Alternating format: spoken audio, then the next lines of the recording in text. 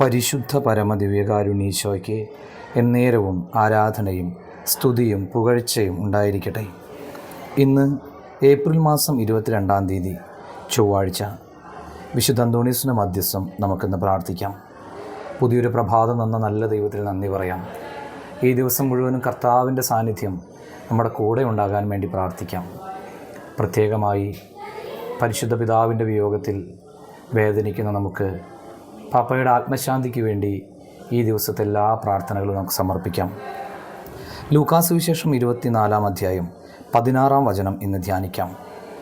എന്നാൽ അവനെ തിരിച്ചറിയാൻ കഴിയാത്ത വിധം അവരുടെ കണ്ണുകൾ മൂടപ്പെട്ടിരുന്നു.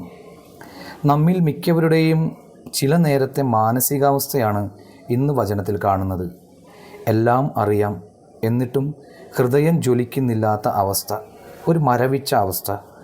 ഇങ്ങനെയുള്ള അവസ്ഥയിൽ ഹൃദയത്തെ ജ്വലിപ്പിക്കുവാൻ തിരുവചന വ്യാഖ്യാനങ്ങൾക്കേ സാധിക്കൂ.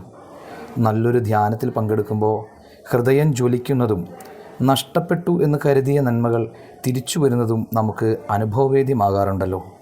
നമുക്ക് പ്രാർത്ഥിക്കാം. തിരുവചന വ്യാഖ്യാനങ്ങൾ കേൾക്കാൻ സമയം കണ്ടെത്താനുള്ള കൃപ നൽകി ഞങ്ങളെ അനുഗ്രഹിക്കണമേ. എല്ലാവർക്കും നല്ലൊരു ദിവസം ആശംസിക്കുന്നു. നമ്മുടെ കർത്താവ് യേശു മിശിഹായുടെ കൃപയും പിതാവായ ദൈവത്തിൻ്റെ സ്നേഹവും പരിശുദ്ധാത്മാവിൻ്റെ സഹവാസം ഉണ്ടാകട്ടെ, ഇപ്പോഴും എപ്പോഴും എന്നേക്കും. ആമേൻ.